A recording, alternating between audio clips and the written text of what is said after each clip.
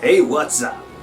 So one of the greatest Christmas stories ever told was A Christmas Carol by Charles Dickens. It was set in 1843 on Christmas Eve.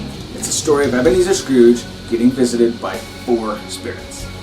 A spirit of Christmas past, one of present, one of future, and one of his old dead partner, Jacob Marley. The first time Ebenezer actually runs into his old dead partner is as he's coming home from his counting house. He sees Jacob Marley's face appear in a door knocker. And so, we don't want a wreath on our door, because how boring is that? Everybody's got a wreath on their door. So we're gonna make a Jacob Marley knocker. Let's do it.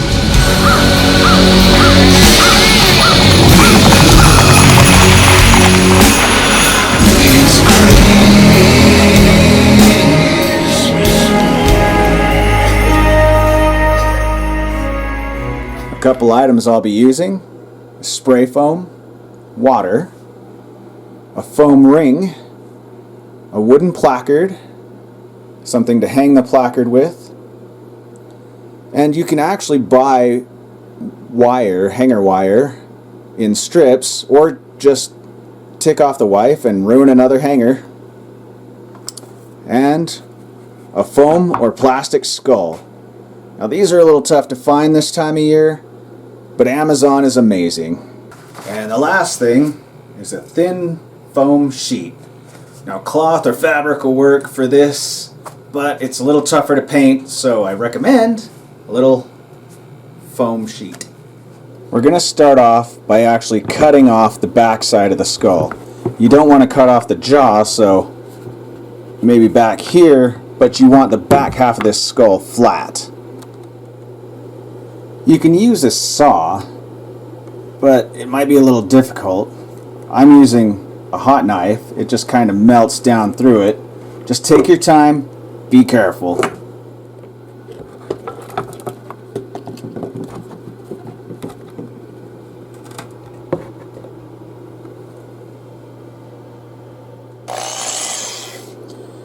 Next, I drilled a small hole just behind the jawbone. There's little divots right behind the jawbone that I use as kind of a guideline.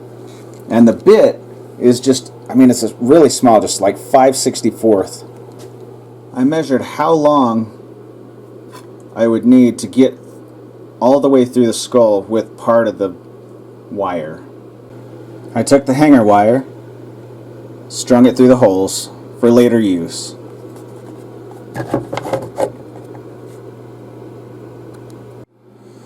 Now as for the ring, which will be the knocker, they have a seam where the ring was sealed together. We're actually going to cut that part off. To measure that, I'm just sticking the skull right on top,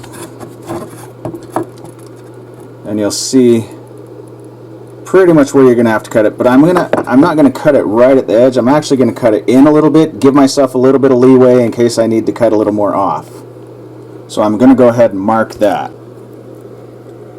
You can see pretty deep under there, and we're just going to cut straight down.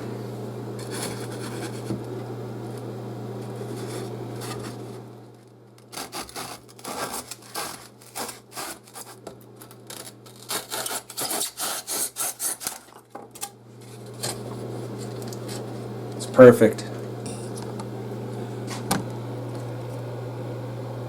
These foam rings have a little tiny bit of flex, but not much, but it should be enough to just work it around onto the little wires.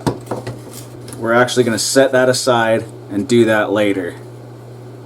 We just wanted to cut it before we actually plaster this thing onto the wood, because it's easier when you can move everything around.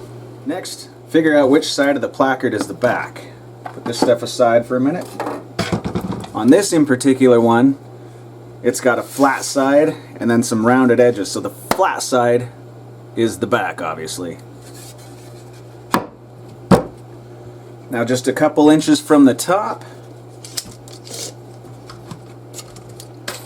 let's say 2 inches from the top,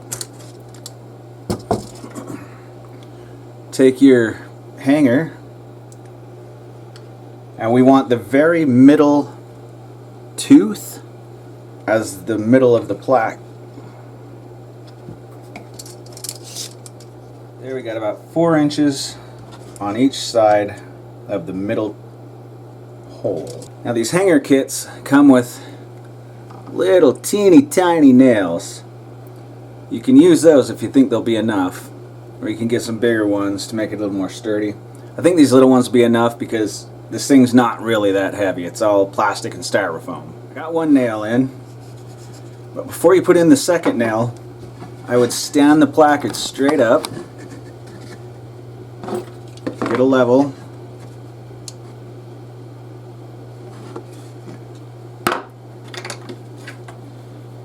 make a mark so that you know where it needs to be level.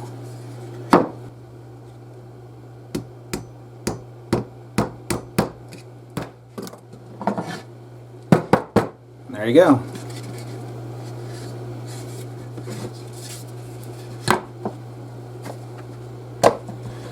And now we're going to glue this guy on to the center of the wood plaque. For this guy, I had exactly 2 inches on each side. And then I marked with a pencil right underneath, which is really hard to see on the camera, just so I know that he doesn't move. Started off, and to just kind of get it to stick a little, I'm going to use this caulking glue.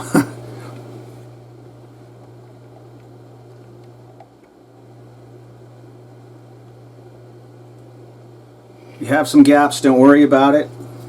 This is really just to get him to kind of stay put. Okay, so I have completely let this dry. So now it is not going to move as we start to mold the skin together. Now we're going to put this spray foam all over everything, except obviously we're not going to cover the eye sockets and not really the teeth, but you can cover up the nose, cover up the head, cover everything else. Just start going to town with it.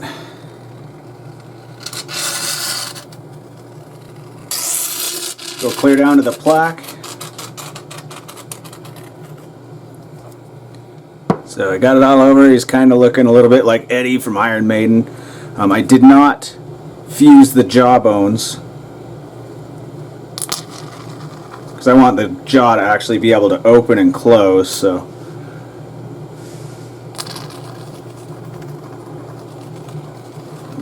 going underneath here, I'm going to fill in, make a chin. I'm going to let this set up for 5 minutes. We don't really need much longer than that. I don't want it to dry. I just want it to kind of set up a little bit so that we can start molding it. So as I'm letting it dry, I'm kind of just cleaning around the teeth here because we'll build some lips around it, and I'm actually building up the nose area because we're going to build him a nose. Now it's going to be a little sticky, but a lot of the initial moisture is gone, so now we can really just start playing with it. And we're going to be squirting it with the water bottle we do want to keep it kind of moist. But we're just going to start molding it together. I had a bit of a blowout on the side of his head, so I used a little more of the foam to just fill it back in. And it's completely wet, like fresh out of the can, so it definitely moves around real easy.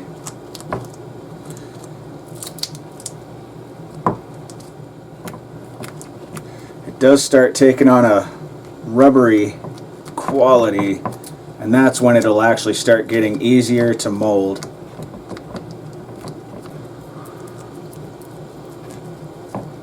Looks like his brains are on the outside of his head at the moment. As I'm starting to fill in under his chin here, I'm still making sure that his mouth moves, because I want his mouth to be able to move. Although back in the 1800s, they did not want their mouths to move. But in the show, in the book, Jacob has to be able to talk. Just gonna start shaping the cheeks and shaping his nose so that he has one.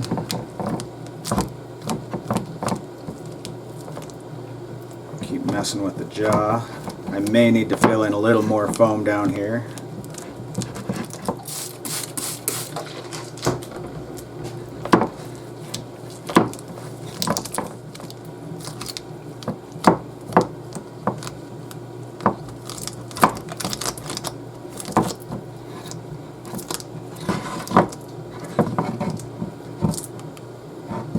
It is sticky, so I recommend gloves, but just keep messing with it, keep shaping it. It'll start taking its form really quick. Alright, we need more on that chin. Yeah, see, sticking to everything. And remember, he is supposed to be a little crusty because, well, he's dead. He's been dead for 7 years. So as I was letting a little bit more of this set up, I took the foam and just kind of took it down in little streaks along the side. Right here. Just because I want him to kind of look like he's coming up out of the thing. And I just keep building on when I find a spot that got kind of too low or whatever. Just put a little bit more foam on and just keep working it.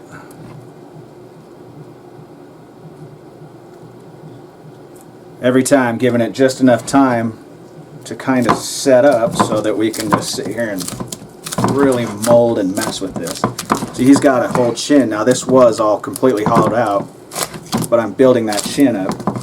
So now he's got a chin underneath.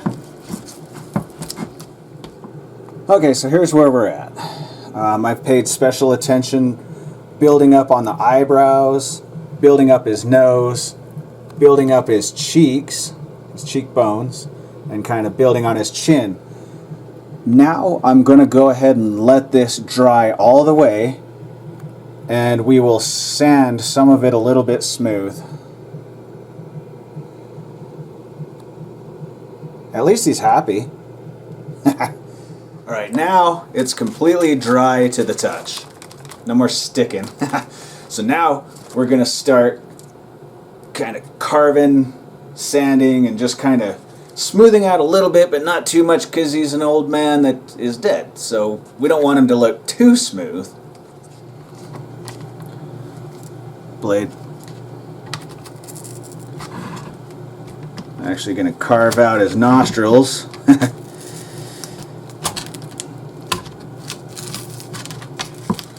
Gross. It's like picking an old guy's nose.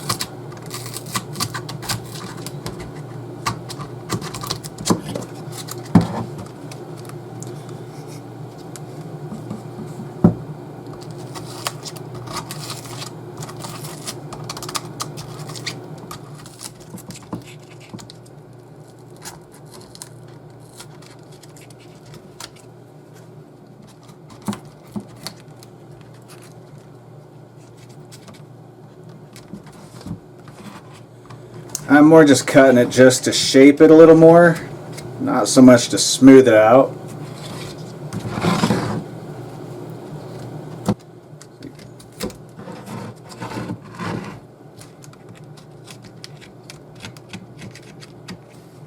So now I'm going to take some 60 grit sandpaper, which is really, really rough sandpaper, and I'm going to kind of smooth out some of these bumps and stuff.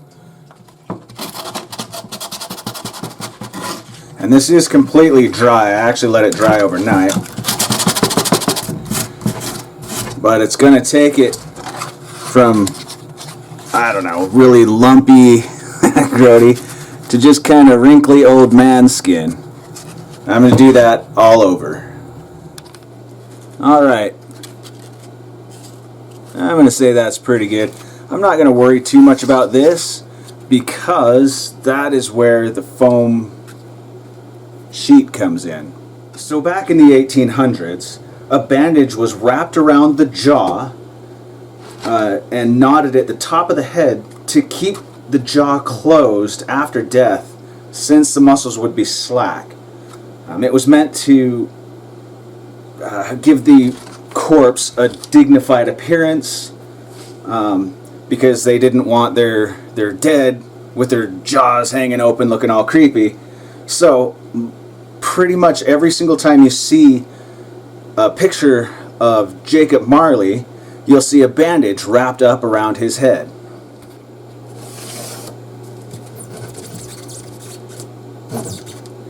I'm making these all 1.5 inches wide, and these are going to represent the bandages wrapped around Marley's head.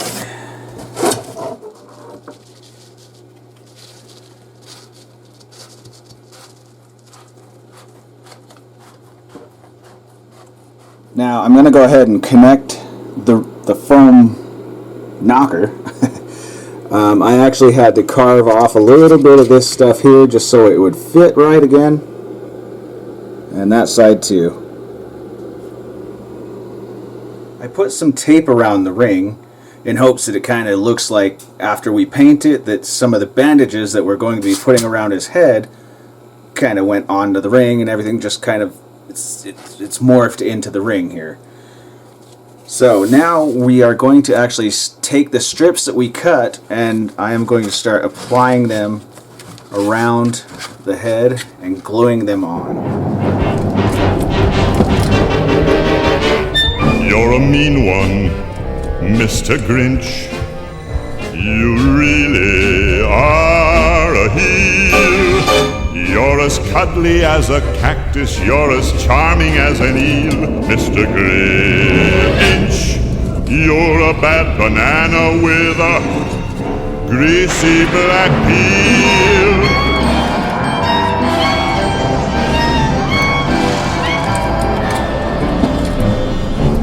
You're a monster, Mr. Grinch. Your heart's an empty hole. Your brain is full of spiders. You've got garlic in your soul, Mr. Grinch. I wouldn't touch you with a 39.5-foot pole. You're a vile one, Mr. Grinch.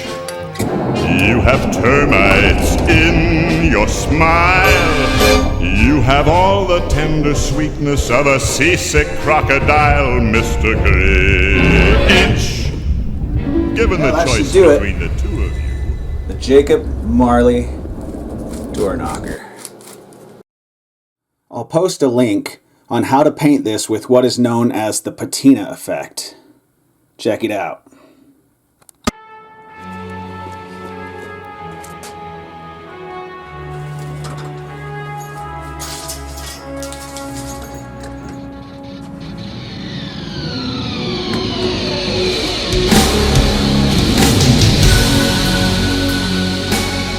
Remember, be good, people, or your chains will be heavier than Jacob's.